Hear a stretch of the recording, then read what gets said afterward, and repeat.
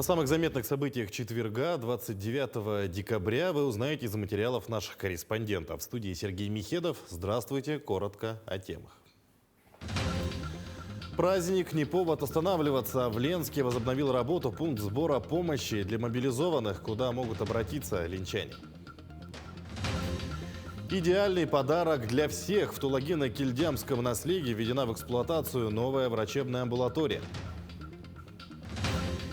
Читающая республика. В якутской типографии имени Гагарина идет второй этап модернизации. Для этого приобрели современную аппаратуру. Многодетные семьи могут посетить государственный цирк республики со скидкой 50%. Завершается реализация обширного плана мероприятий, посвященных Году матери. Встречайте Новый год. Утро Якутии в пассажирском поезде. Команда выехала в столицу золотой промышленности Валданский район, чтобы подарить праздник детям из Центра семейного устройства. Покажем, что осталось за кадром. Глава Якутии заявила о необходимости комплексного подхода к решению проблем водного транспорта. А.С. Николаев рассмотрел предварительные итоги финансово-хозяйственной деятельности предприятий внутреннего водного транспорта. Это Ленское объединенное речное пароходство, Колымская судоходная компания и морской порт Тикти. Также глава региона поставил задачи на предстоящий год. А.С. Николаев поручил правительству выработать комплексный подход к решению проблем внутреннего водного транспорта. По его словам, предприятия зачастую работают, не взаимодействуя между собой, что тормозит развитие отрасли в целом. Отдельно глава остановился на подготовке квалифицированных кадров, которых не хватает отрасли. Решение этой задачи он назвал одной из первостепенных для правительства. Защита нашей страны, родины, интересов населения – все это стало причиной начала специальной военной операции. Об этом заявила председатель Госкомцен Якутии Антонина Винокурова. Организация всеми силами поддерживает военнослужащих и своих работников, которые отправились на спецоперацию. Я и наш коллектив, мы все прекрасно понимаем политику нашей страны, нашего руководства и поддерживаем. И коллектив понимает, для чего это делается, и всегда готов помочь и идти навстречу. С Булунского и Алекминского районов были призваны наши тарифные агенты. И мы считаем своим святым долгом помогать их родителям, матерям оставшимся. И, в общем, делаем все возможное, что есть в наших силах. В Ленске возобновил работу пункт сбора помощи для мобилизованных. Принести гуманитарную помощь можно в Комитет по молодежной и семейной политике. Сегодня ленчане активно участвуют в акции, приносят необходимые вещи, как простые жители, так и организации. Подробности у Светланы Балеевой. Пункт сбора гуманитарной помощи работает с утра до вечера ежедневно, кроме выходных. Помещение, отведенное для посылок, заполнено практически полностью. Ленчане несут продукты коробками, одежду мешками. Большие рюкзаки тоже полностью наполнены необходимой экипировкой. У нас несут как жители Ленского района, как родственники, знакомые, друзья, просто люди, которых не коснулась специальная военная операция. Также несут учреждения, различные организации, администрации, наследников города, района. Очень так все сплотились, и вместе мы победим. Также Александра Сидорова отметила, что после возобновления работы пункта сбора ленчане сразу же понесли вещи. Весомую гуманитарную помощь оказало предприятие «Ленсгаз». Они принесли 10 рюкзаков, наполненных вещами, необходимыми для бойцов, находящихся сегодня в зоне специальной военной операции. Наталья Савинова из села Анатора приехала в Ленск специально, чтобы доставить собранную сельчанами гуманитарную помощь мобилизованным. Граждане закупили все необходимые продукты питания длительного хранения. Где-то есть теплые одежды, носки. Уже вторую помощь оказываем. Как Комитет по молодежной политике объявляет сбор, и мы охотно, наше население села, охотно идет к этому. Много здесь и адресных посылок. Все они уже направлены в места их назначения. И к Новому году ребята, находящиеся в зоне СВО, получат подарок с родного дома. Самую весомую помощь мобилизованным, конечно, оказывает районная администрация. В конце прошлой недели глава района улетел в командировку. В планах у него было посетить воинскую часть, где сегодня проходит службу 80 ленчан. Жумарт Абельманов доставил ребятам большую партию специального груза. Кроме необходимого обмундирования, доставлена и техника. Также мы нашим ребятам направляем, скажем, по их заявкам, закупаем оборудование, там что-то, какие-то вещи по частным заявкам, то есть есть ребята, где находятся они по одному, да, и туда мы не можем поехать толпой, но туда будем организовывать, скажем, адресную доставку тоже тех вещей, которые необходимы нашим мобилизованным. Но хотя сегодня, вот мы с многими ребятами разговариваем, ребята говорят, сегодня у всех всего, в принципе, достаточно. Скажем, если брать одежду, питание, сегодня она достаточно, уже все упакованы. Первая партия груза главой уже доставлена. В начале следующего года Жомарт Абельманов планирует очередную поездку, но только уже в другую воинскую часть. Туда также планируется доставить большую партию дорогостоящего груза. Светлана Балеева, Виталий Андреев, Ленск. Пожарная охрана отмечает профессиональный праздник 205 лет. История пожарного дела в Якутии берет начало с 1817 года, когда был принят первый нормативный акт. Более 2 столетий пожарные самой экстремальной по климатическим условиям Арктической республики круглосуточно несут боевую службу и спасают людей от пожаров. В этот день сотрудники всегда вспоминают и воздают почести всем, кто отдал жизнь в борьбе с огнем, выполняя свой долг. В настоящее время Государственная противопожарная служба Якутии представлена подразделениями во всех 34 районах и отрядом городского округа Якутск. Государственная противопожарная служба развивается. С этого года в полномочиях Государственной противопожарной службы тоже вменены тушение ландшафтных пожаров в рамках защиты населенных пунктов. И благодаря поддержке главы республики, правительства республики, сегодня мы тоже повышаем боевую готовность. И в этом году тоже было дополнительное оснащение на реагирование уже на ландшафтные пожары. Ну, пользуясь случаем, хотел бы выразить слова благодарности всему коллективу. И какой же праздник без подвига? Огнеборцы из села Верхний Бестях Ангаласского улуса вызволили из пожара 3 человек. Сигнал о пожаре в 4-квартирке поступил в ночь с 27 на 28 декабря. На тушение выехал дежурный караул малочисленной пожарной бригады Верхнего Бестяха в составе из начальника караула Вячеслава Башлаева и водителя Станислава Драчука. Прибыв по адресу, увидели, что горит кухня, и незамедлительно приступили к борьбе с огнем.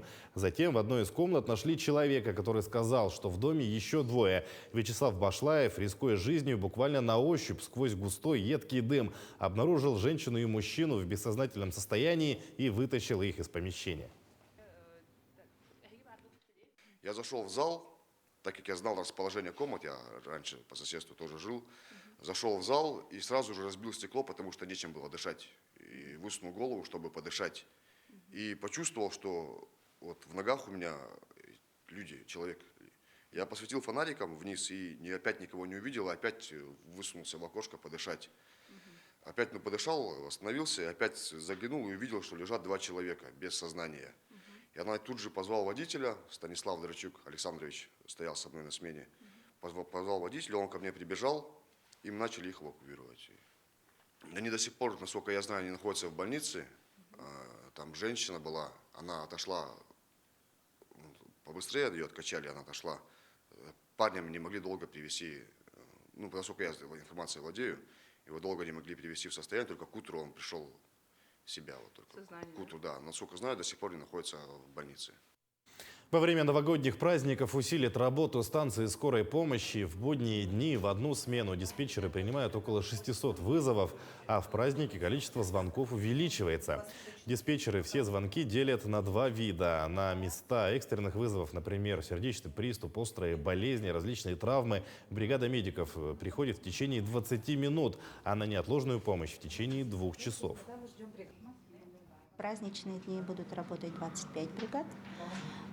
Это смена, состоящая из 85 человек. Мы работаем сменно, 4 смены работают. Чаще в праздники бывают вызова по травмам. Травмы бывают различного характера, желудочно-кишечные заболевания, сердечные заболевания. В эти праздничные дни поликлиника будет принимать вызова и обслуживать население до 17 часов. А у вас? Мы работаем круглые сутки. В Тулагино-Кильдямском наследии введена в эксплуатацию новая врачебная амбулатория. Строительство современного здания стало возможным благодаря программе модернизации первичного звена здравоохранения. Теперь врачи будут вести прием в комфортных условиях. Все подробности новоселья у Анны Пшенниковой. На возведение нового корпуса врачебной амбулатории ушло 3 месяца. Строители уложились в срок и сделали настоящий подарок жителям села Тулагино и близлежащих наслегов. Подарок долгожданный. До этого врачебный прием осуществлялся в здании 1972 года постройки. Морально устаревшие помещения уже не отвечали современным требованиям. И вот в конце декабря сельские врачи отметили новоселье. Все новое. Мы заехали в это здание абсолютно с новым оборудованием. Переезжаем только. Берем с собой фонендоскоп и белый халат. Масштаб у нас больше здесь будет.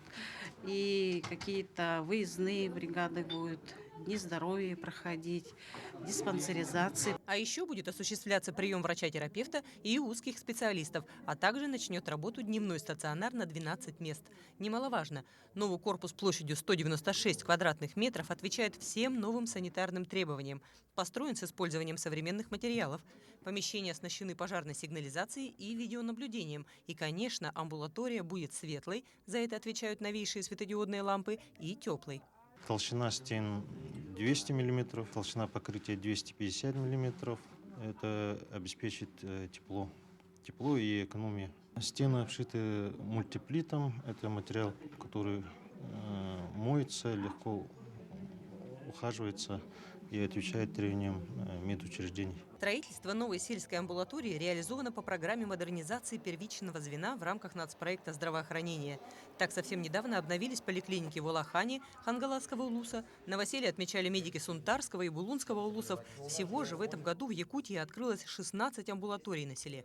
Сегодня мы выполняем те задачи, которые поставил президент страны и глава республики Саха-Якутия Арсений Сергеевич Николаев, о том, чтобы помощь квалифицированная, доступная была приближена к населению. Вот это вот как раз под Новый год такой подарок жителям Тулагино-Кильдямского наследия. Но когда у нас появляются такие объекты, сразу улучшаются и показатели, и общее настроение, и людям меньше всего хочется болеть, потому что уверены в том, что рядом хорошая, прекрасная амбулатория есть. В наступающем году по планам правительства темпы модернизации первичного звена здравоохранения в Якутии не снизятся. В 2023 году будут открыты 23 сельских врачебных амбулатории и фельдшерско-акушерских пункта.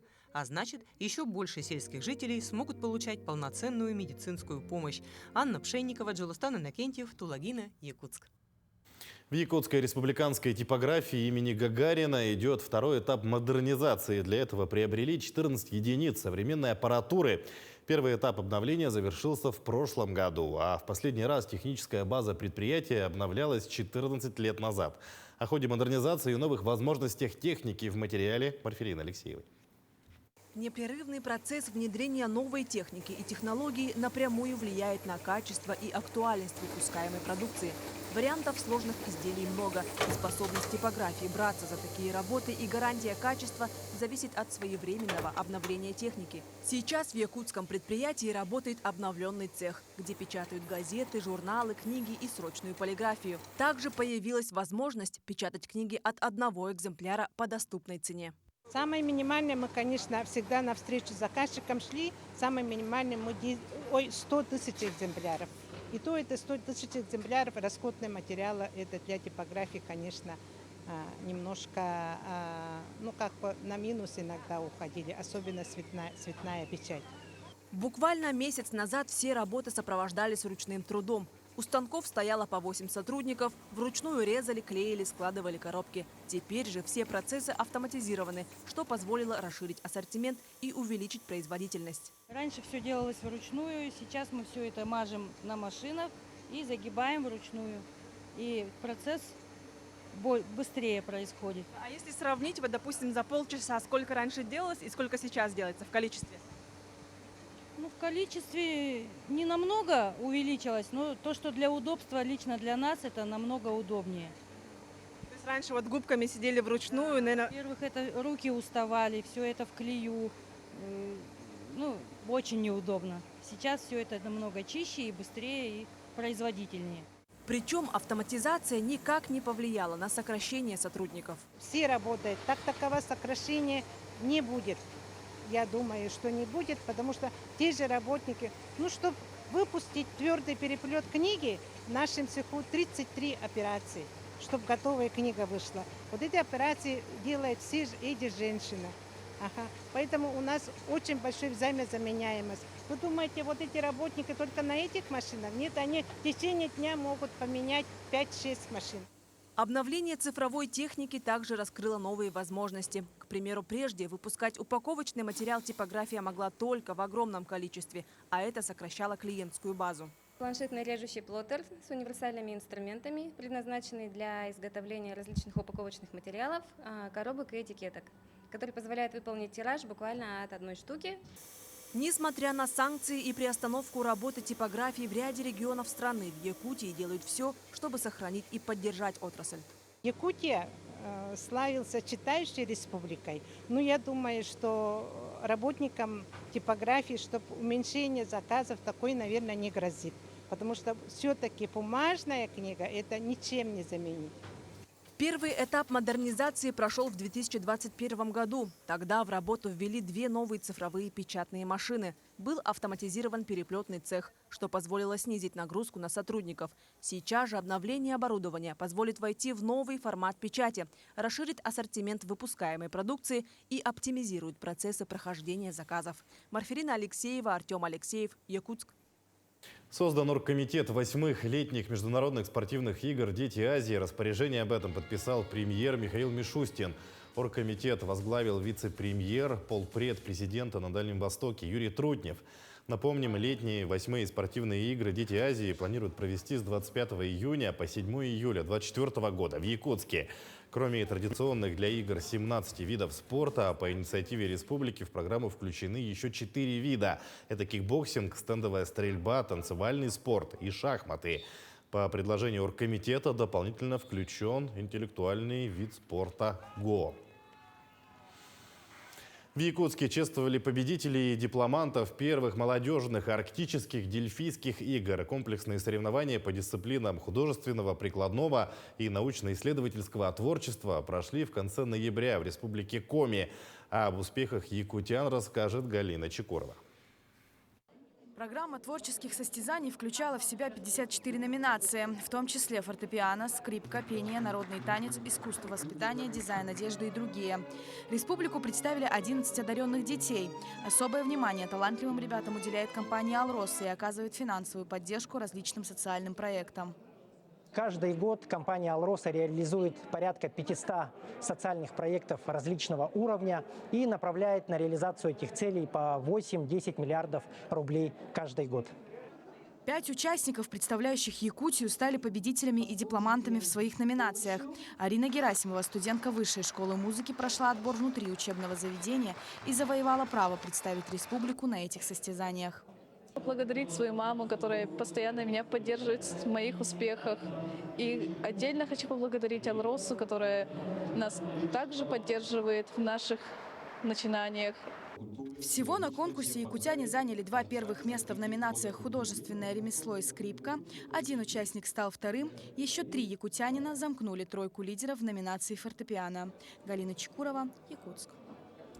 Многодетные семьи могут посетить государственный цирк республики со скидкой 50%. В Якутии завершается реализация обширного плана мероприятий, посвященных Году матери. По инициативе главы республики многодетные семьи могут посещать учреждения культуры и спорта со скидкой, либо совершенно бесплатно. Подробнее Кристина Якупова.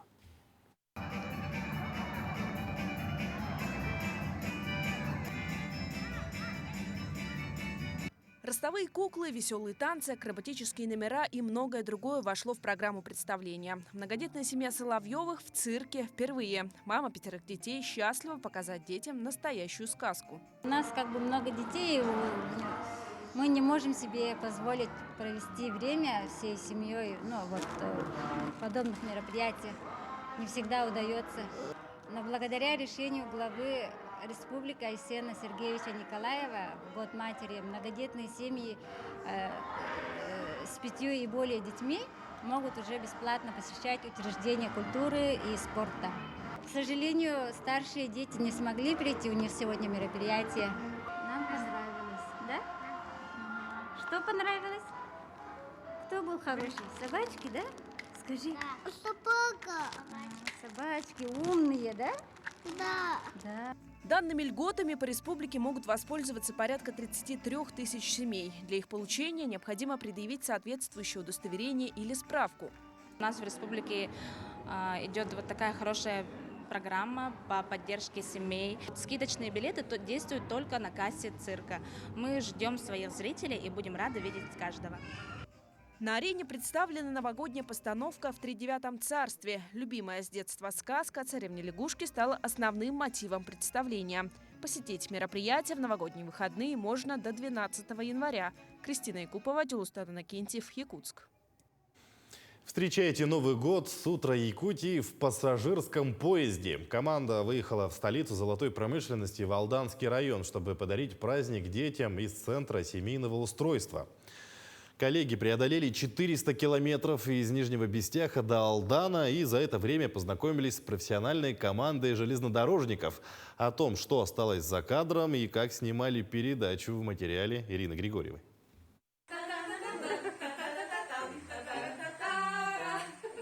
Именно так, весело и дружно, команда «Утро Якутии» отправилась перед Новым годом по интересному маршруту. В этом году ведущие преодолели маршрут 400 километров и провели незабываемое путешествие из Нижнего Бестяха в Алдан и окунулись в суетливую атмосферу перрона, домашнюю и совершенно потрясающую атмосферу поезда. Уважаемые пассажиры, на верном пути от платформы прибывает пассажирский поезд номер 318. Вместо студии – купе, вместо павильона – узкий тамбур. Операторы работали в ограниченном пространстве и в ограниченное время, ведь им нужно было не создавать помех другим участникам движения. Сейчас давайте этот. Семен у нас высокорослый оператор. Ждем.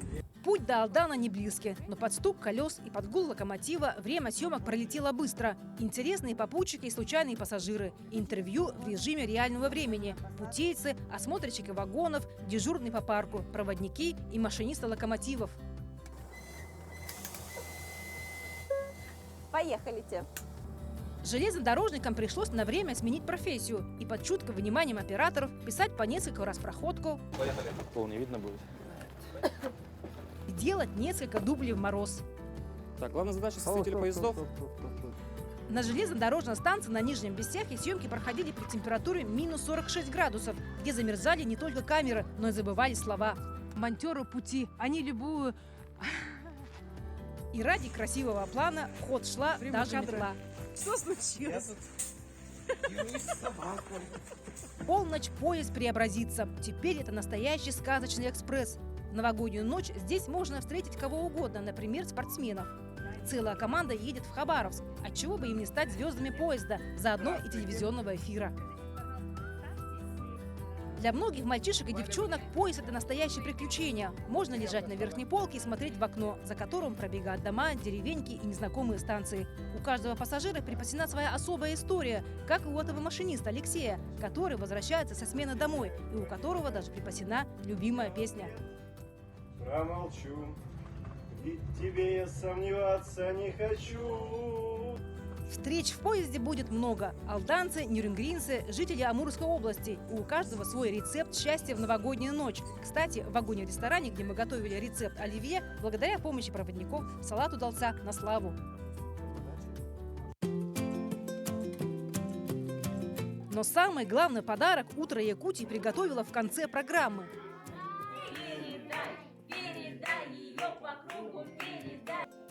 Коллектив «Утро Якутии» подарил праздник детям из Алданского центра семейного устройства и вручил новогодние подарки. Приезд был неожиданным как для работников, так и для самих детей. Может быть, поэтому встреча прошла по-семейному теплой.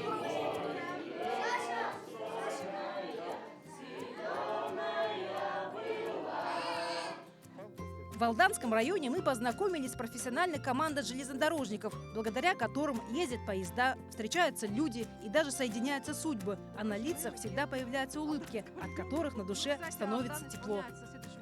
Ну что ж, на этом наш необычный новогодний выпуск подошел к концу. Я думаю, что... Нет! Новогодний экспресс выезжает завтра утром, ровно в 7 часов утра. Занимайте места согласно купленным билетам и хорошего вам путешествия вместе с утра Якутии. Ирина Григорьева, Семен Семенов, Джилустан Иннокентьев, Нижний Бестях, Алдан. Таким наши корреспонденты увидели уходящий день. Всего доброго и до свидания.